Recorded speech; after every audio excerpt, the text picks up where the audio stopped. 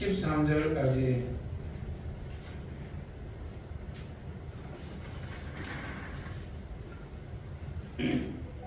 우리 다 같이 읽겠습니다. 또 저희에게 이르시되 내가 진실로 너희에게 이르노니 여기 섰는 사람 중에 죽기 전에 하나님의 나라가 권능으로 임하는 것을 볼 줄 알고 있느니라 하시니라. 엿새 후에 예수께서 베드로와 야고보와 요한을 때리시고 다른 높은 산에 올라가셨더니 저희 앞에서 변명되사 그 옷이 광채가 나며 세상에서 빨래하는 자가 그렇게 희게 할 수 없을 만큼 힘이 휘어졌더라. 이에 엘리야가 모세와 함께 저희에게 나타나 예수로 더불어 말씀하시거늘 베드로가 예수께 고하되 랍비여 우리가 여기 있는 것이 좋사오니 우리가 초막셋을 질 때 하나는 주를 위하여 하나는 모세를 위하여 하나는 엘리야를 위하여 하사이다 하니 이는 저희가 심히 무서워하므로 저가 무슨 말을 하는지 알지 못함이니라. 마침 구름이 와서 저희를 덮으며 구름 속에서 소리가 나되 이는 내 사랑하는 아들이니 너희는 저의 말을 들으라 하는지라. 문득 둘러보니 아무도 보이지 아니하고 오직 예수와 자기들만 뿐이었더라. 저희가 산에서 내려올 때에 예수께서 경계하시되 인자가 죽은 자 가운데서 살아날 때까지는 온 것을 아무에게도 이르지 말라 하시니 저희가 이 말씀을 마음에 두며 서로 문의하되 죽은 자 가운데서 살아나는 것이 무엇일까 하고 이에 예수께 묻자와 가로되 어찌하여 서기관들이 엘리야가 먼저 와야 하리라 하나이까. 가라사대 엘리야가 과연 먼저 와서 모든 것을 해먹으려니와 어찌 인자에 대하여 기록하기를 많은 고난을 받고 멸시를 당하리라 하였느냐. 그러나 내가 너희에게 이르노니 엘리야가 왔으되 기록된 바와 같이 사람들이 임의로 대우하였느니라 하시니라. 아멘. 거룩하신 아버지 하나님 감사합니다. 오늘도 우리에게 하나님의 귀한 말씀을 주시고 우리가 정말 이 마지막 때에 우리가 나이가 들수록 자꾸 교회에 모이고 기도하고 예배드리는 그런 습관을 가질 수 있도록 도와주시옵소서. 하나님을 가까이 하는 자가 하나님을 만난다 했사오니 나이 많을 때일수록 우리가 하나님을 만나게 도와주시고 하나님의 영적인 힘과 하나님의 생명으로 우리의 생명이 연장돼서 우리가 장수에 살 수 있도록 역사하여 주시옵소서. 말씀을 전하는 종에게 말씀의 지혜와 지식과 영감과 성령의 감동하심이 있게 도와주옵소서. 예수님의 이름으로 간절히 기도했사옵나이다. 아멘.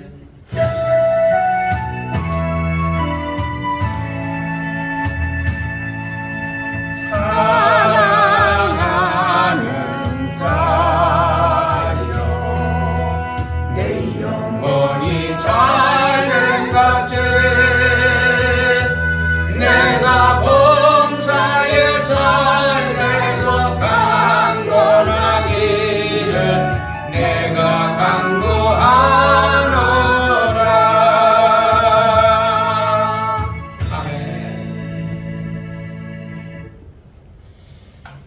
오늘은 마가복음 9장 1절에 있는 말씀을 또 강의하도록 하겠습니다. 하나님께서 여러분과 나를 사랑하셔서 하나님의 아들을 이 땅에 보내신 것은 우리가 예수 믿고 구원받아서 저 천국에 들어가라는 하나님의 권고하심입니다. 그래서 우리가 침례 요한이 말하기를 보라 회개하라 하면서 천국이 가까이 왔다 이렇게 얘기했죠. 천국의 대명사가 누구냐면 바로 하나님이 천국입니다. 하나님이 계신 곳이 천국이고 하나님이 있는 곳이 천국입니다. 그래서 하나님의 아들 예수가 이 땅에 오셨을 때 그 예수는 바로 누구냐면 하나님이세요. 그래서 하나님의 품속에 계신 독생하신 하나님이 나타나셨다. 그렇기 때문에 예수를 하나님이라고 하는 겁니다. 어떤 사람들은 예수를 하나님이라니까 이랍니다 이렇게 얘기하는데 그 정말 무식한 거예요. 예수는 인간이 아니에요. 인간으로 오셨지만 하나님이신 그분이 인간으로 오셨다고 했지만 그렇다고 우리와 똑같은 인간이라고 생각하면 그건 오해예요. 하나님이 우리의 인류의 죄를 담당해 주시기 위해서 예수를 육체를 입고 오시게 한 거죠. 그래서 육체를 입고 와서 피 흘려 주셨기 때문에 그것이 우리가 너무 감사하고 고마운 거죠. 그래서 예수는 하나님의 아들이신데 자기 인류의 영혼을 구원하려고 하나님이 자기 영혼을 십자가에서 말씀이 육신이 되어 이 땅에 오셔가지고 십자가에서 죽으셔서 우리를 구속하시기 위해서 죽으셨는데 하나님은 아들에게 네가 죽으면 내가 3일 뒤에 내가 너를 살릴 것이다 라고 가르쳐줬기 때문에 그래서 예수님 제자들에게 내가 죽은 후에 3일 만에 다시 살아난다 하니까 이게 무슨 말이냐 이렇게 생각할 만큼 그들이 정말 그때 당시에는 죽은 자 가운데 다시 살아난다는 것이 무엇이냐. 그래서 그들이 말하기를 예수께서 산에서 내려올 때 경계하사 인자가 죽은 자 가운데서 살아날 때까지는 본 것을 아무에게도 이르지 마라. 그러니까 9절에 내가 죽은 자 가운데서 살아났을 때까지는 내가 살아나기 전에 내가 십자가에서 죽고 내가 그 다음에 다시 살아날 때까지는 지금 오늘 본 거를 얘기하지 마라 이렇게 얘기했거든요. 그러니까 예수님이 살아있을 때도 자기가 죽은 후에 살아날 것을 아셨어요. 그러나 그것을 자기가 스스로 살아나는 것이 아니라 아버지께서 자기를 살리실 것을 아셨다는 거예요. 자기 목숨을 가지고 우리를 위해 죽으셨고 그러나 내가 아버지 뜻대로 오셔서 아버지 뜻대로 십자가에 못 박아 육체로 와서 죽지만은 그러나 아버지께 다시 나를 살려서 나를 변화시켜서 아버지 계신 하나님의 나라로 나를 인도하실 것이라는 것을 그는 알고 계셨단 말이죠. 그리고 또 제자들에게 말하기를 너희가 다 나를 버리리라. 너희가 버린 후에 내가 먼저 너희는 갈릴리로 도망갈 것인데 내가 너희보다 먼저 갈릴리로 갈 것이다 라는 것을 미리 얘기해 줬어요. 그러니까 예수님은요 죽은 다음에 다시 살아날 걸 알았기 때문에 죽음을 두려워하지 않았던 거예요. 그러나 그렇다고 해서 예수님이 그러면 예수님은 죽음을 전혀 두려워하지 않았나 그럴 것 같으면 아예 안 두려워할 것 같았으면요 겟세마네 동산에서 그렇게 땀방울이 빗방울에도 기도할 필요는 없죠. 아버지여 이 잔을 내게서 지나가게 하옵소서. 그러나 내게 내 원대로 마옵시고 아버지 뜻대로 하옵소서. 그걸 기도하고 나서 또 가서 기도하시고 그러고 나서 아버지여 내가 이 잔을 꼭 마셔야 됩니까? 라고 얘기하고서 그러나 내 원대로 마옵시고 아버지 뜻대로 하옵소서. 그리고 또 가가지고 너무 힘드니까 제자들에게 말하기를 내가 너희와 함께 잠자고 있는 제자들에게 깨워서 말하기를 내가 너희와 함께 너희가 나와 함께 잠깐이라도 깨워서 기도할 수 없더냐 하고 했는데 주님 제가 라비오 내가 기도하겠습니다. 그러는 것도 콜콜해. 진짜 잠을 잘 자는 사람은요 내가 볼 때 진짜 이게 복이라. 그래서 성경에 말하기를 주께서 사랑하는 자에게 잠을 주신다 그러는데 어쨌든 제자들이 쿨쿨 잤어요. 근데 예수님이 볼 때는 그때는 좀 실망을 했죠. 속상했죠. 왜 나는 지금 죽으러 가는데 너희는 내가 이제 좀 있으면 난 죽으러 끌려갈 건데 너희는 이렇게 겟세마네 동산에서 쿨쿨 자고 있느냐 속상했죠. 그러나 어쨌든 우리 예수님은 이 땅에서 인류를 구원하려고 오셨고 그 다음에 자기가 다시 살아날 것을 아버지께서 자기를 다시 살리실 것을 그는 아셨기 때문에 그래서 못 박히는 게 안 아프겠어요. 그래서 그 조용기 목사님이 옛날에 그 환상을 봤대잖아요. 갔는데 갑자기 그냥 눈병들이 오더니 이 손에다가 대못 우리 기차에다 맞는 대못 같은 거를 딱 때리니까 아야 하면서 그때 얼마나 아프셨나 그래 그 노래가 천사들이 막 부르더래요. 그 노래를. 그러니까 조용기 목사 거기에 보면 조용기 목사님이 작사하고 조용기 목사님 사모님이 작곡을 했다 그러는데 엄격하겠다면 작사 작곡이 조용기 목사님과 사모님이 아니에요. 누구요? 천사가 한 거예요. 천사가 그 노래를 들려준 걸 조용기 목사님이 그 가사를 적었고 근데 나처럼 음악을 못하니까 곡을 못 적으니까 사모님들은 내가 이런 걸 했는데 이거 곡 좀 만들어서 붙여봐라는데 사모님이 어떻게 그 곡을 만들어요? 그런데 어느 날 사모님이 화장실에 갔는데 막 울고 있더래. 그럼 왜 그러는데 그거를 울면서 그 곡을 적고 있다라는 거예요. 얼마나 아프셨는가. 그러니까 그러니까 우리 기독교가 이게 다른 게 하나님께서 정말 사랑하는 자들에게는 보여주셔요. 나에게도 내 죄를 정말 내 과거에 내가 며칠 저번 주일인가 옥사우나 사장님한테 내가 간증을 했거든요. 나는 옛날에 그러니까 사장님 교회를 나가신 지 이제 한 2년이 됐는데 2년 내에 어떻게 좀 많이 체험이 있으십니까? 그러니까 그냥 목사님한테 가서 좋은 말씀 듣고 오는 거죠. 뭘 하나도 모르겠다는 거야. 그래서 이 기독교와 일반 불교 그분이 불교 이 정강사에 가가지고도요 매일같이 108배도 이렇게 매일 할 만큼 매일 새벽마다 가가지고 새벽 기도하듯이 108배를 했다는 거예요. 옥사우나 사장님이. 그랬는데도 마음의 번민이 안 없어지고 그러니까 이제 아마 그 주변에 있는 사람이 그 울산교회를 나가자. 그러니까 이거 성 안에 있는 울산교회를 나가자. 그래가지고 그 교회를 나갔다는 거예요. 그 교회를. 그래 나간 지 2년 되는데 요즘 어떠세요? 그랬더니 하나도 모르겠다는 거야. 그냥 목사님 가서 그래서 그날 내가 이제 그 목욕탕에서 자고서 주일날 아침에 나오려고 딱 하는데 부딪힌 거예요.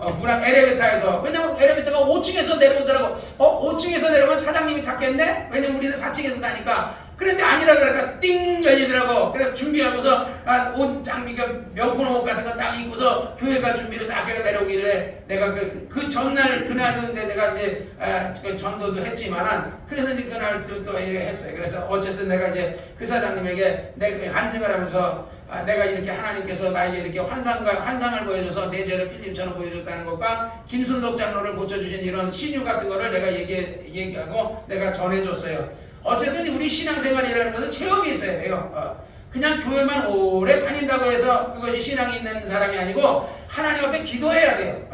무엇이든지 성경에 말하기에 너희가 무엇이든지 원하는 대로 기도하라 그랬으니까 뭐 병 낫기를 기도하든지 직장 문제를 기도하든지 어떤 문제를 기도하든지 하나님을 기도해서 응답을 받아야 돼요.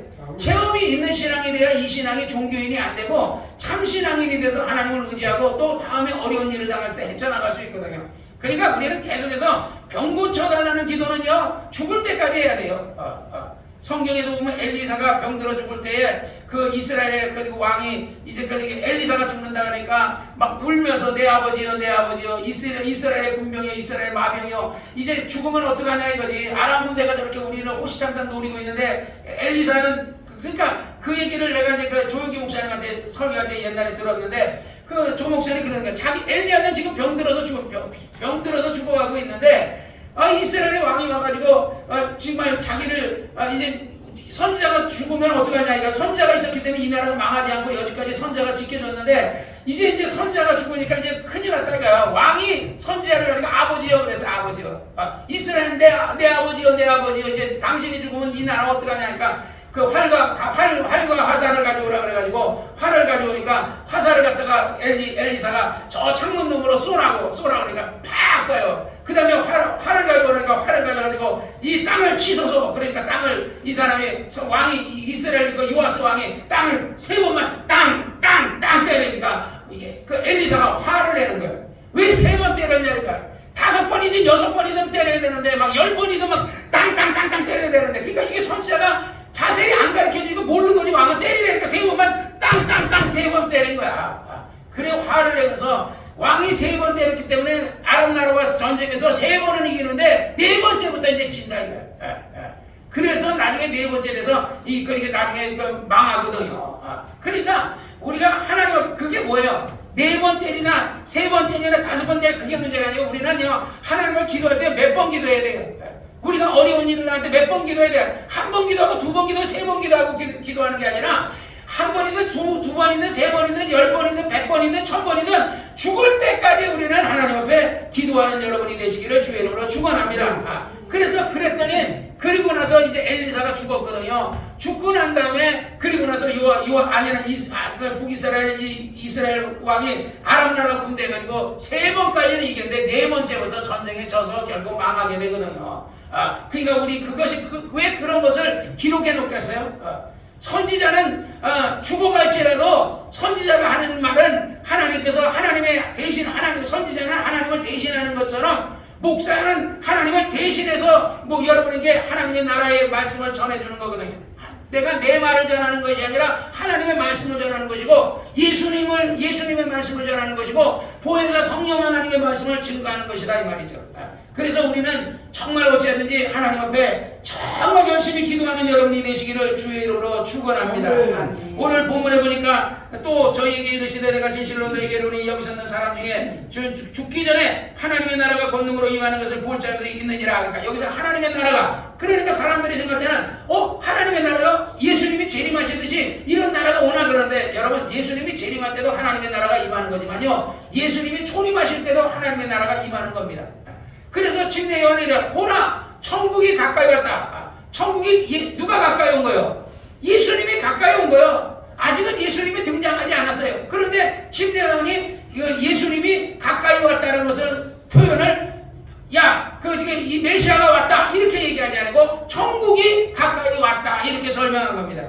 그래서 우리가 정말 이제 하나님의 나라가 여기서 하나님의 나라를 볼 자가 있다는 것은 하나님의 나라가 권능으로 다시 말하면 침례 요한은 누구를 소개했어요? 예수를 소개했죠.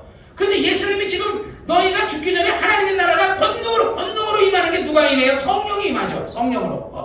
성령이 임하시면 너희가 하나님의 성령이 너희가 임하시면 너희가 못할 일이 없고 능치 못할 일이 없다는 거야. 성령이 너에게 임하시면, 그래서 마리아에게 그러잖아요. 하나님의 성령이 내게 임하고 그의 능력이 너를 덮을 때 하나님께는 능치 못할 일이 없다 하는 것처럼, 하나님의 권능으로 임하는 것이 누구냐면, 하나님의 나라가 권능으로 임하시는 성령을 얘기하는 거예요. 성령을.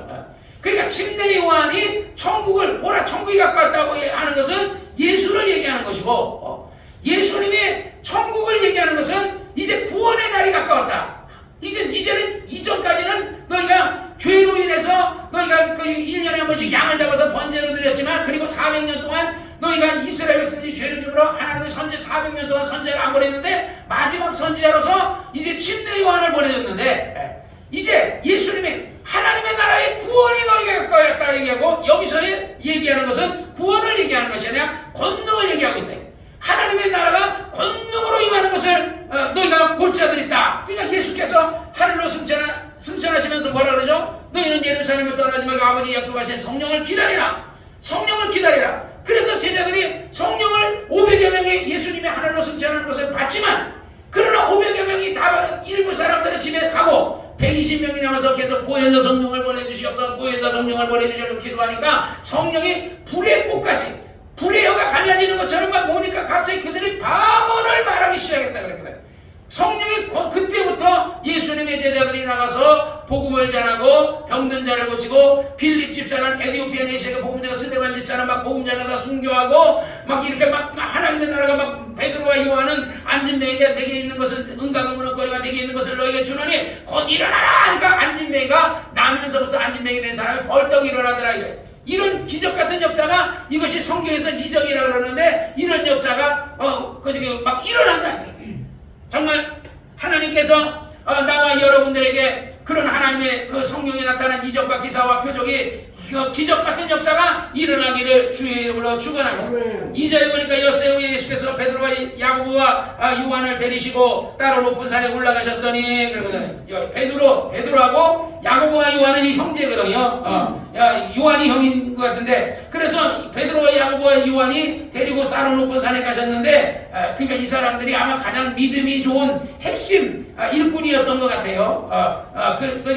야이오의 딸 거기 집에 갈 때도, 소녀가 달리다고 갈 때도 그때도 베드로와 요한과 야고보를 데리고 들어가서 그 사람에게 다른 제자는 들어오지 허락하지 아니하시고 요 세 사람만 데리고 갔죠. 그리고 산에 가서 이제 기도하시는데, 예수님이 산에 가셨는데 좀 아까 이제 어떤 목사님의, 유명한 목사님의 설교를 들어봤더니, 이 목사님이 이제 설교하시면서 헬몬산 아죠? 헬몬산 이름은 들어봤죠? 그래서 내가 이제 그 헬몬산에 예수님이 제자들과 헬몬산에 올라갔다는 거예요. 여기서 우리가 예를 들어서 우리가 제주도에 가면 한라산 있죠. 제주도 한라산에 가면 그 산에 뭐가 보여요? 눈이 보이죠. 그 다음에 일본에 가면 그 후지산인가? 일본에 후지산인가 뭔가 있어요. 일본의 높은 산. 그 산에 보면 항상 눈이 있어요. 근데 헬몬산에 항상 눈이 있어요. 그게 다시 말하면 그게 뭐냐면요, 고도가 굉장히 높다라는 거예요. 고도가. 그런데 그 목사님은 예수님이 제자들이 헬몬산의 정상에 데리고 올라갔다 그러는데요. 예수님이 항상 가시는 산에 올라가서 기도하신다 그러잖아요. 기도하시고 철야도 하시고 또 제자들 뽑기 전에 산에서 기도하시고, 그러니까 갈릴리 바다가 보이는, 어떨 때 우리가 성경 마가복음 강의할 때 예수님이 그 제자들을 다 보내고 나서 너희는 먼저 배를 타고 가라 그리고 예수님이 산에 가서 기도하시는데, 제자들이 막 풍랑이 일어나가지고 막 그냥 그 바다에서 노를 젓고 있는데, 그것이 예수님이 보였다 그러잖아요. 그러니까 그러면 만약에 예수님이 그 헬몬산 같은 데 갔으면요, 예수님이 걸어오려면요 며칠 걸렸을지도 몰라요.